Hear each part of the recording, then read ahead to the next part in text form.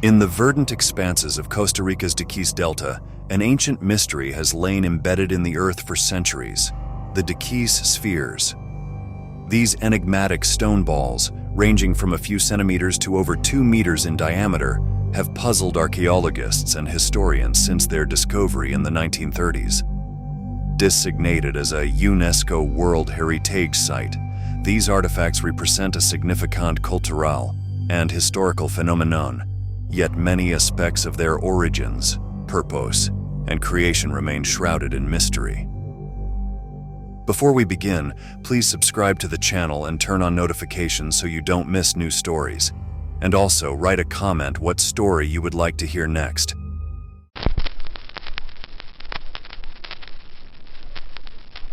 Delving deeper into the historical context of the Diquis Spheres requires an exploration of the Diquis culture and the broader pre-Columbian landscape of Costa Rica.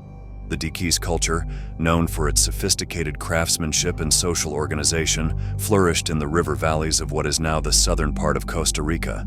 This culture was part of a larger Istmo-Columbian area, a region characterized by its unique artifacts, including goldwork, pottery, and of course, the stone spheres. The Diquis people were adept in agriculture, fishing, and hunting, but they are most renowned for their advancements in metallurgy, ceramics, and stone carving. Their social structure was complex, with evidence suggesting a hierarchy that included chiefs and shamans. The construction of large settlements, ceremonial centers, and the creation of the stone spheres indicate a society with a high degree of organization and specialization. The spheres have been found at various archaeological sites throughout the Diquis Delta, including Finca 6, Batambal, El Silencio, and Grijalba II. These sites have provided valuable insights into the Diquis culture, revealing the layout of their communities, burial practices, and social structures. Finca 6, in particular, is notable for its well-preserved arrangement of spheres, which has been crucial for studies on their potential alignment and significance. The spheres were largely unknown to the wider world until the 1930s, when the United Fruit Company expanded its banana plantations into the Diquis Delta. Workers clearing the land stumbled upon these stone balls, initially unaware of their archaeological value. Some spheres were moved or damaged, and others were taken as ornaments or sold, dispersing them from their original contexts. This period marked the beginning of serious interest in the spheres, but also highlighted the threats to their preservation. The Diquis Spheres, often simply referred to as the stone spheres of Costa Rica. The spheres vary widely in size, ranging from a few centimeters in diameter to over 2 meters. The largest of these spheres weigh over 16 tons, a testament to the skill and effort invested in their creation. They are made from several types of stone, including gabbro, a coarse-grained rock similar in composition to basalt, limestone, and sandstone. Gabbro, being the most common, suggests a preference that might be linked to its durability and the fine finish it allowed craftsmen to achieve. The precision with which the spheres were crafted is perhaps their most astounding feature. Achieving such near-perfect spherical shapes without the aid of modern technology is a feat that has puzzled many.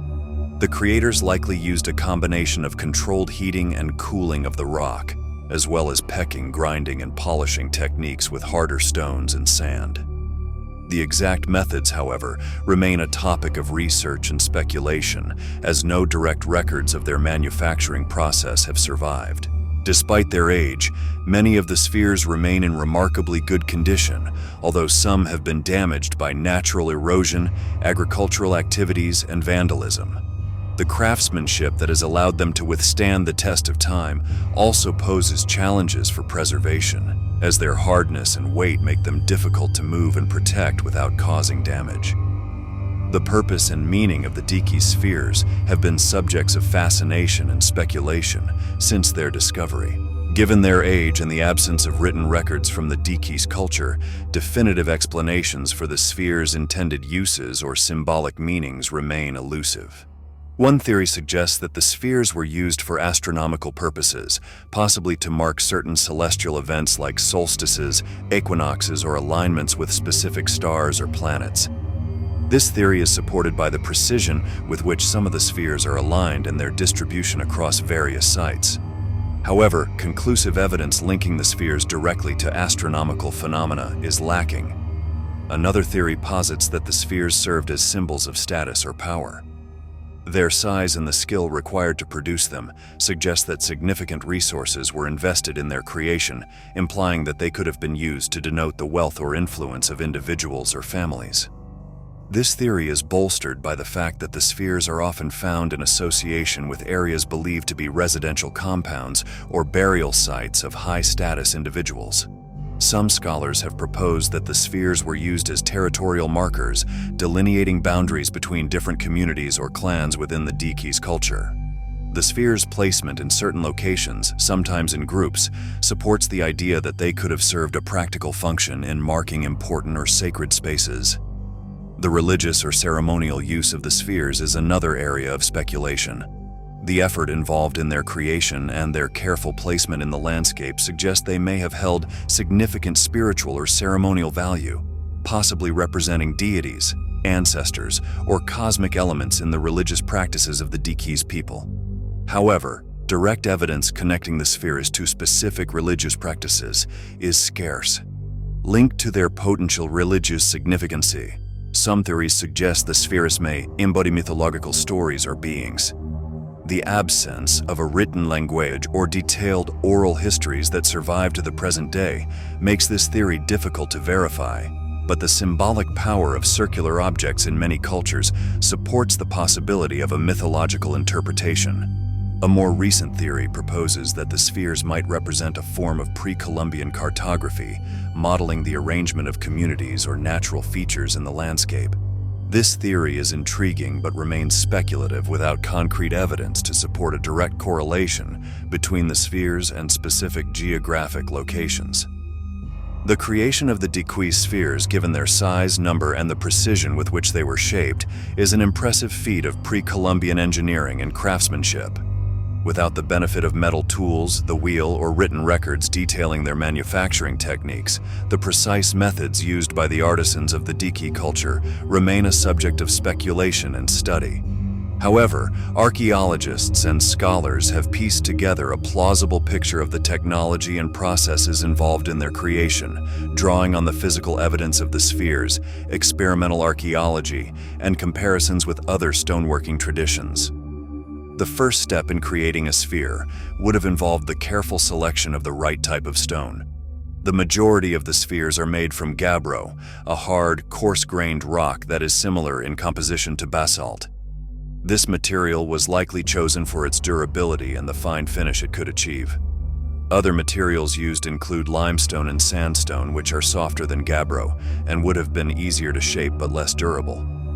The initial shaping of the spheres likely involved roughing out the general shape from a larger boulder or rock outcrop. This could have been achieved through a combination of techniques such as controlled fracturing, using fire and water to create thermal shock and crack the rock, pounding with harder stones and levering off chunks of material. After the rough shape was achieved, the artisans would have refined the sphere using a combination of abrasive techniques. This would have involved pecking the surface with harder stone tools to gradually smooth and shape the sphere, followed by grinding with sand or other abrasives to achieve a finer finish. The final stage would have involved polishing the surface, possibly with leather or soft plant materials, to achieve the smooth, even surface observed on many of the spheres. The level of skill and patience required for this work cannot be overstated. The artisans would have needed a deep understanding of the properties of the stone, including its grain and potential fault lines, to effectively shape it without causing cracks or breakages. The process of shaping a large sphere, especially achieving symmetry and a smooth finish, would have been incredibly time-consuming, likely requiring months or even years of work for the largest spheres. The tools used in the creation of the spheres would have been made from materials available in the environment, such as harder stones for pounding and pecking, wooden levers for moving and positioning the spheres, and possibly bamboo or other plant materials for measuring and ensuring symmetry.